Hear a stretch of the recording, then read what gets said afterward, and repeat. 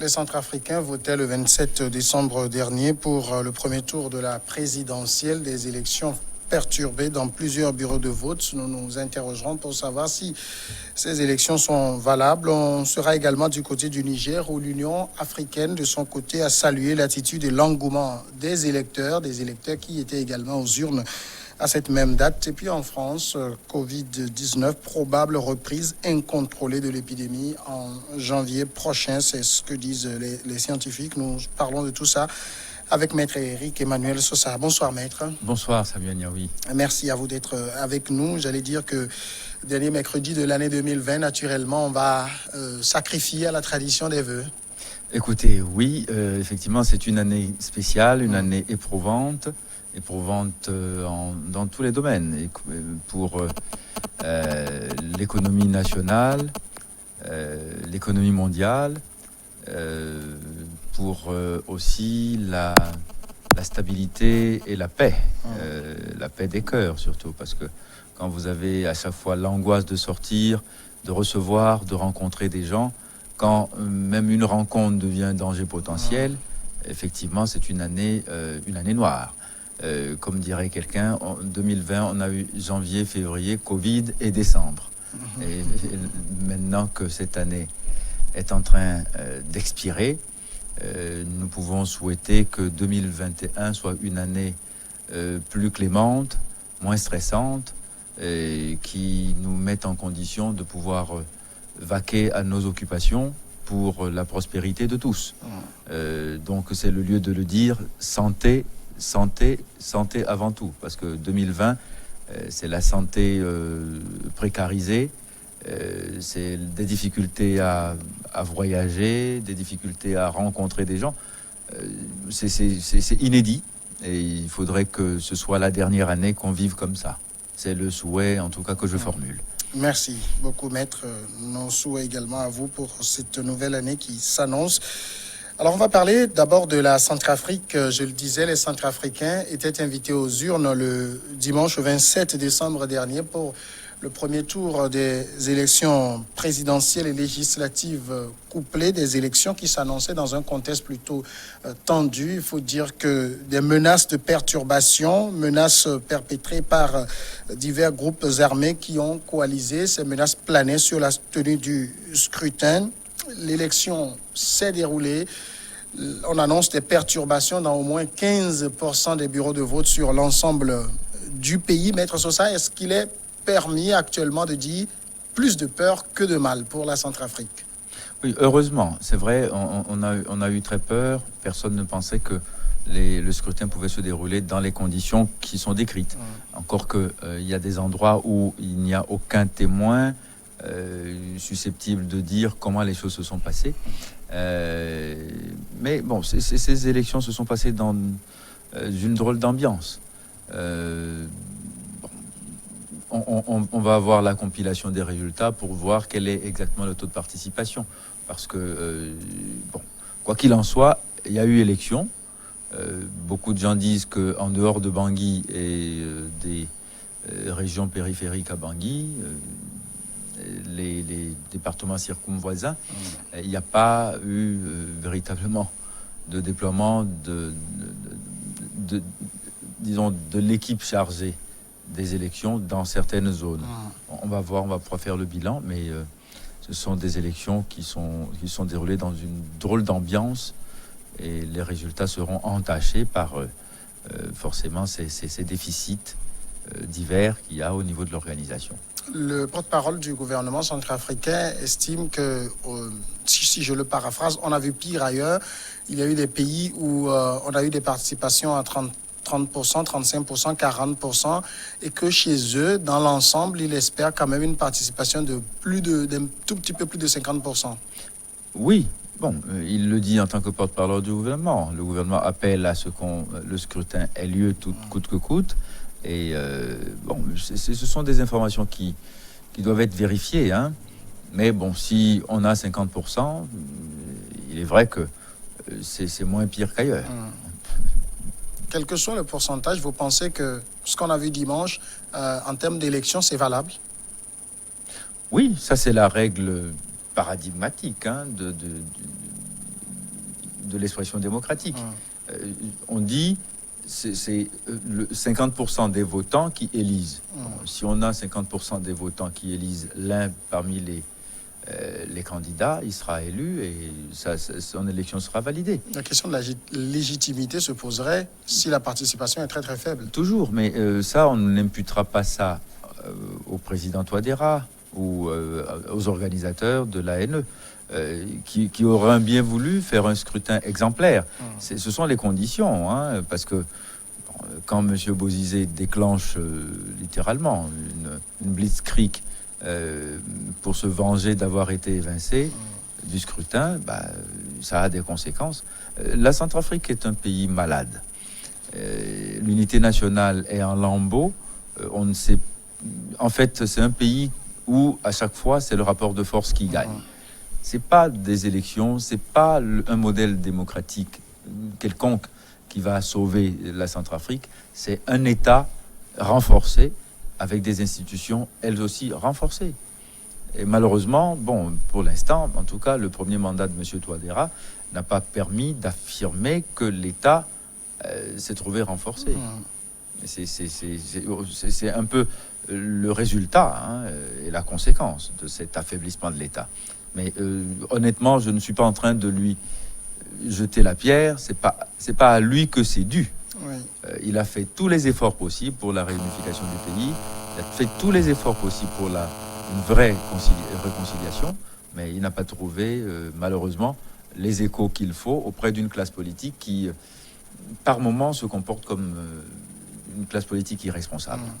Toute chose qui fait dire aux uns et aux autres que le scrutin de dimanche n'est pas la panacée pour sortir le pays de l'ornière. Ah, pas du tout, du tout. En Centrafrique, il faudrait peut-être 10, 20 élections pour remettre les choses d'aplomb. Mais c'est pas celui qui est élu, qui est assis sur le fauteuil présidentiel, qui va faire quelque différence que ce soit. Il y a énormément de chantiers en Centrafrique. C'est pas le pire pays d'Afrique, mais presque, politiquement.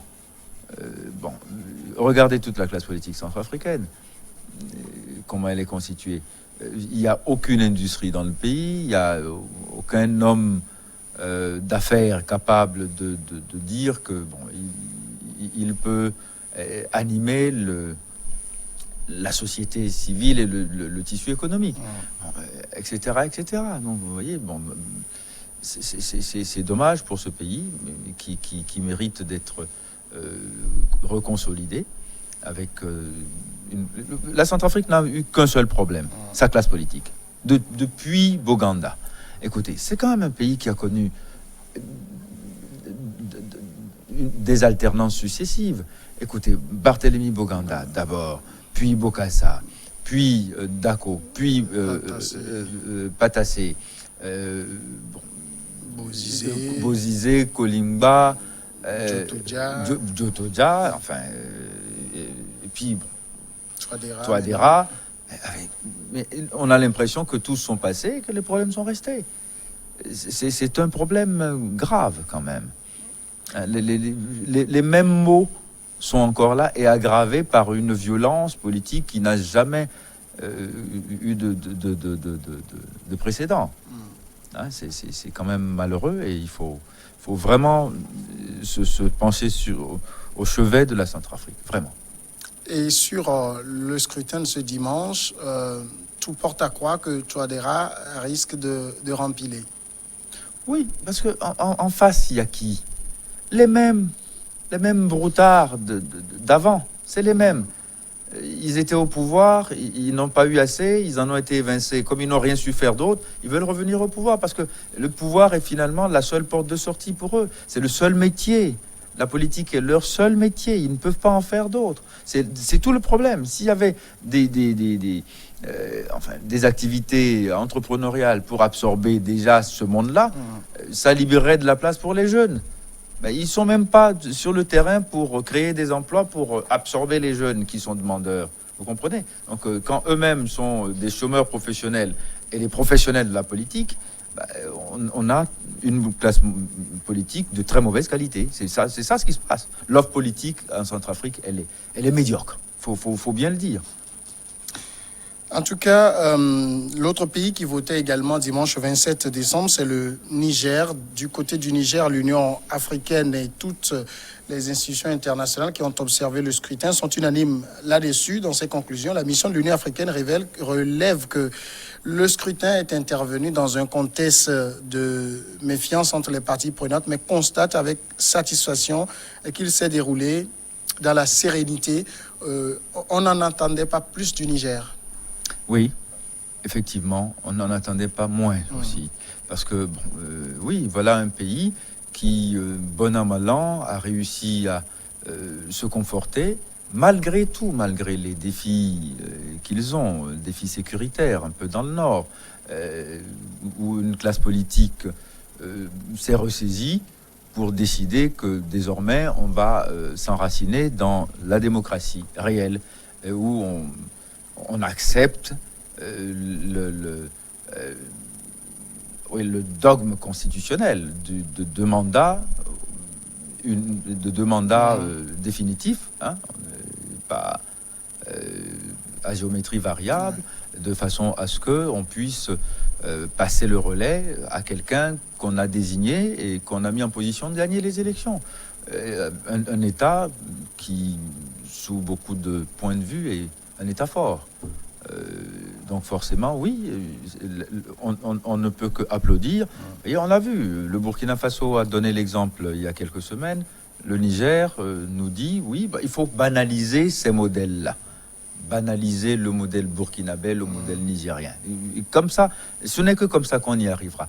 Quand quelque chose est bien fait, il faut qu'on soit capable d'applaudir et de dire, ah oui, j'aimerais moi aussi pouvoir en dire autant et faire aussi bien, sinon mieux. Voilà. Donc j'aimerais que ces deux cas créent une émulation. Surtout que c'est en Afrique de l'Ouest, Afrique francophone. Bon, ça va. On a quelques bons élèves quand même. Il faut les encourager et les imiter autant que possible. Le crédit, on le doit surtout à Mamadou Issoufou. Oui, sans aucun doute. Il en a une grande part, mais aussi à une classe politique tout entière qui... parce que, vous savez, par ailleurs, c'est la même classe politique qui pousse au crime, hein, celui qui est là. Ce sont eux qui sont les proxénètes du troisième mandat, qui le réclament. Oui. Parce que si lui ne fait pas son troisième mandat, ils sont au chômage.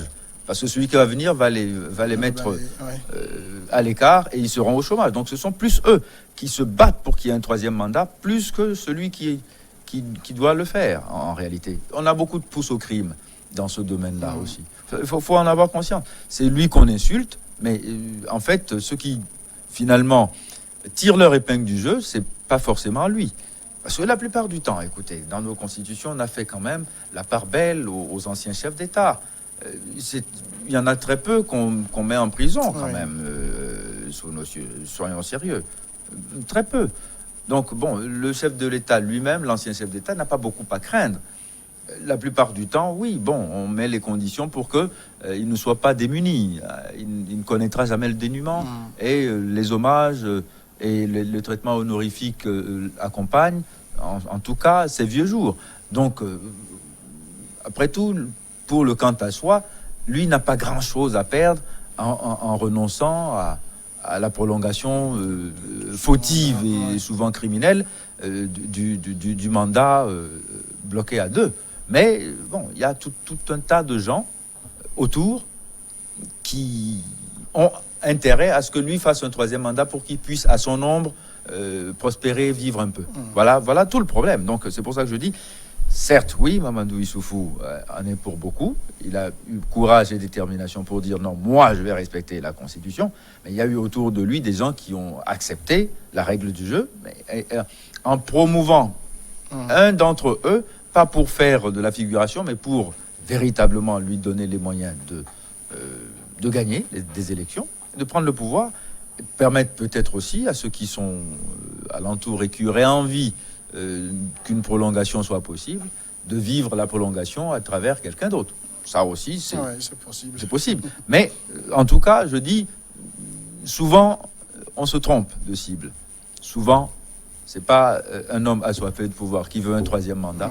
C'est des gens autour qui n'ont pas le courage de lui dire « Hé, bonhomme, ça, c'est pas bon. Ça passe pas. » Mais au Niger, depuis que Tandja Mamadou a voulu le faire et que Salou Djibo lui a dit son fait, désormais, tout le monde y pense en disant « Ah, attention, il peut m'arriver la même chose que Tandja Mamadou. » C'est déjà une bonne chose d'avoir au moins cette espèce de répulsif, d'avoir ce dispositif dissuasif, cet exemple dissuasif, c'est très bon. En même temps, quand aujourd'hui, on réduit peut-être que sur la question de la démocratie à un troisième mandat, parce que quelqu'un qui ne veut pas faire un troisième mandat, qui respecte la Constitution, on donne l'impression comme si, lui, il a très bien fait, la démocratie est en marche dans le pays, mais quand on regarde dans le fond le processus électoral au niveau du Niger, on n'a pas véritablement l'impression d'une offre politique extraordinaire. Ah, ils sont 30, hein, quand même. Oui. Donc, oui, je dis dans le fond, dans les propositions, dans le discours, parce que sur la campagne, on a vu des attaques, on s'en est pris au dauphin du président sur ses origines arabophones et tout. C'est pas véritablement sur ces enjeux qu'on aimerait écouter des politiques. Effectivement, non, c'est vrai.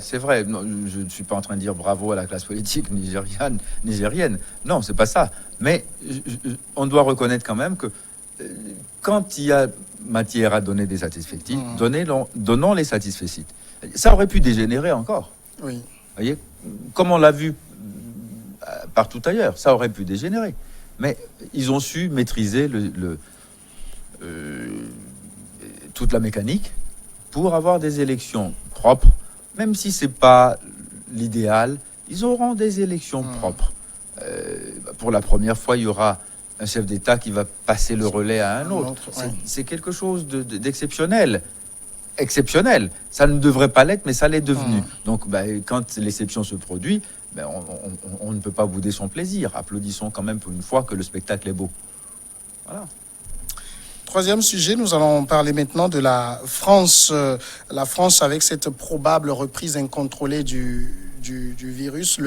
Dans son dernier avis rendu public, le Conseil scientifique estime probable l'hypothèse d'une reprise incontrôlée de l'épidémie du Covid-19 en janvier prochain. Cette dégradation s'expliquerait notamment par le surcroît de contamination provoqué par les fêtes de fin d'année. Quand on regarde un peu la gestion du coronavirus au niveau de l'Occident, les pays européens, les États-Unis, on a envie de dire que finalement le modèle chinois, d'un modèle qui n'est pas trop ouvert à la démocratie, où les libertés ne sont pas brandies comme un étendard, est plutôt salutaire dans les cas d'espèce. Oui, le modèle chinois est salutaire. Ce n'est pas tellement non plus parce qu'il y aurait déficit de démocratie et de liberté. C'est d'abord parce qu'il y a un sens civique très fort. Oui. C'est ce qui fait la différence. C'est pas, vous voyez, les Chinois, comme tous les citoyens du monde, aiment bien pouvoir vaquer tranquillement à leurs occupations, à leurs loisirs. Mais bon, ce qu'ils ont compris, que en ne faisant pas ce que demande le gouvernement, après avoir consulté des scientifiques tout à fait qualifiés, ils seraient eux-mêmes propagateurs du mal. Cette conscience-là, c'est-à-dire qu'en fait, c'est pas on m'empêche de me déplacer, on m'empêche d'aller à mon travail, on m'empêche d'aller voir mes amis. C'est attention, si je sors, peut-être que je pourrais être un vecteur pour propager un mal. Donc chacun, dans une espèce de continence civique, dit, voilà, je ne veux pas que ça passe par moi. C'est plus cet état d'esprit qui fait que les gens acceptent volontiers le confinement qui a été décidé et finalement, ils ont organisé leur société pour que le confinement soit le moins pesant possible.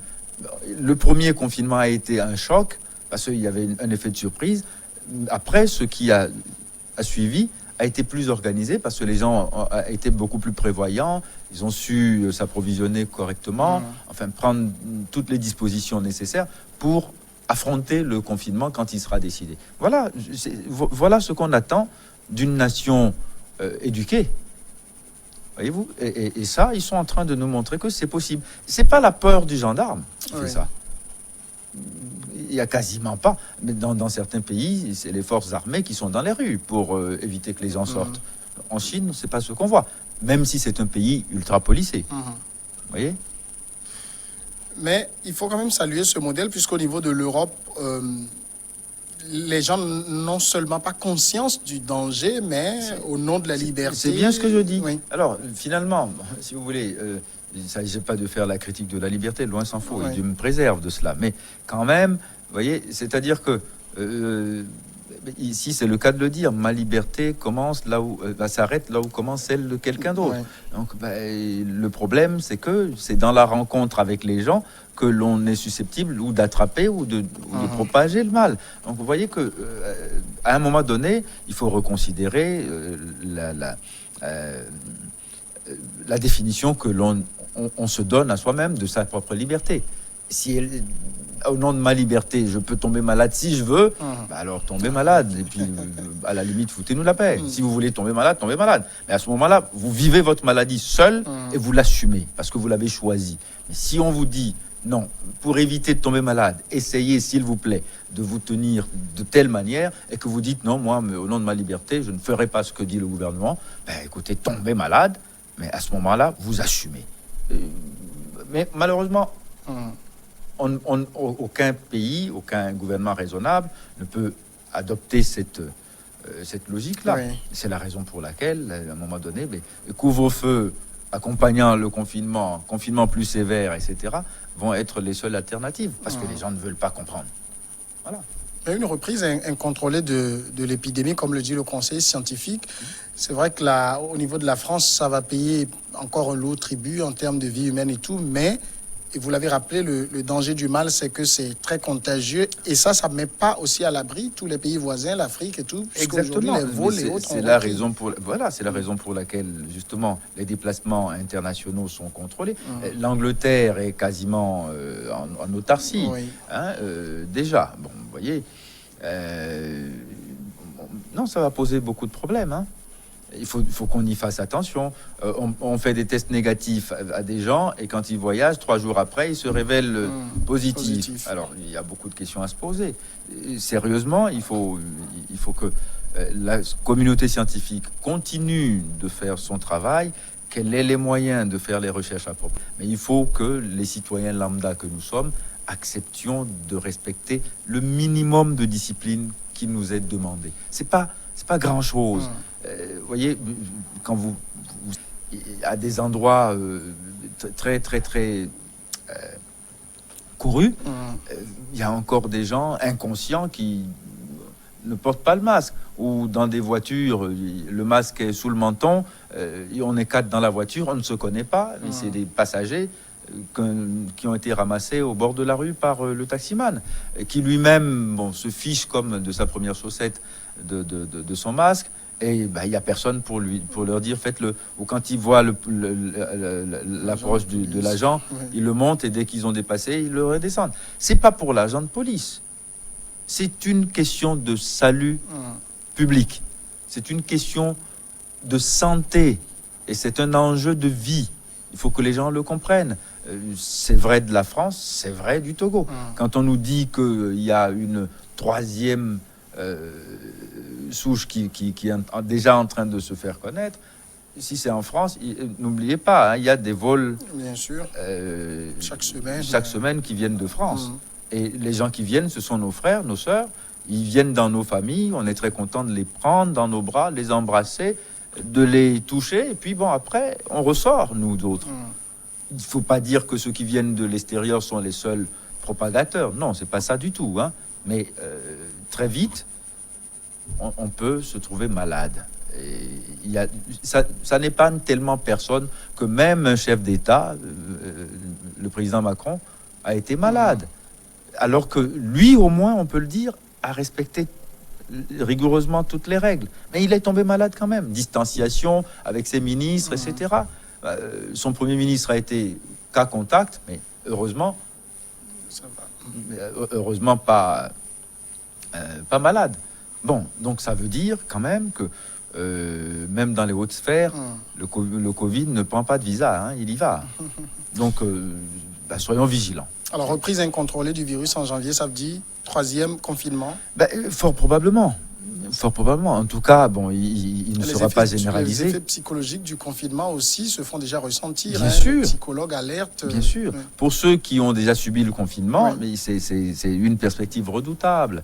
Vous voyez, la simple idée de se retrouver encore claquemuré chez soi, ça fait déjà, par anticipation, des psychosomatismes. Vous voyez, donc c'est pour ça que c'est grave, c'est sérieux. Et bon, le troisième confinement, enfin, ne sera pas généralisé.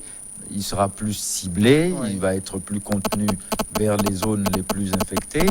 Mais c'est le seul moyen pour l'instant qu'on a trouvé.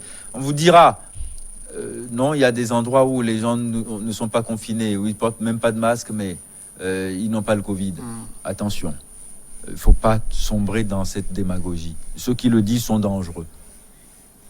On a vu des vidéos passer. On a montré des quartiers entiers au Sénégal. On est allé au centre de santé où le médecin dit qu'il n'y a pas de malade. Ben, écoutez, à brebis tondue, Dieu mesure le vent. C'est probablement pour ça que nous autres en Afrique, on est en train de montrer cette résilience exceptionnelle où personne ne sait d'ailleurs à quoi elle est due. Certains disent par excès de vitamine D. Ben alors prenons surdose de vitamine D parce qu'au moins ça nous l'avons gratuitement en nous promenant. Voilà, le soleil est là, on a ça gratuitement, on ne va pas l'acheter. Encore heureux. Vous voyez ? Donc, bon, il faut faire attention et il ne faut pas céder à ces discours démagos qui, finalement, vont casser le rythme des mesures sanitaires. Parce que les mesures sanitaires, c'est pour notre bien. Ça nous pèse, c'est vrai. Mais la maladie est une dictature. Bien sûr. En tout cas, elle ne demande pas quel est ton revenu, quels sont quand elle frappe où elle veut, à sa guise. Donc méfions-nous, soyons... En tout cas, on parlait de France, mais je voudrais qu'on parle un peu de nous. Bien sûr, méfions-nous, ne prenons pas de mauvais exemples, et n'écoutons pas tous les fake news qu'il y a sur le coronavirus. Il est réel et il tue. Dieu merci, on ne meurt pas beaucoup au Togo, mais il tue et il est chez nous aussi. Faut en avoir conscience. Donc soyons... pour l'année qui vient, un peu plus discipliné et un peu plus observant des mesures barrières. Voilà. Maître Sosa, merci pour ce message. Merci à vous. C'est un immense plaisir et encore bonne et heureuse année à vos téléspectateurs et téléspectatrices. Et bonne fête à vous surtout. Voilà, on va marquer la pause et après ce sera regard croisé.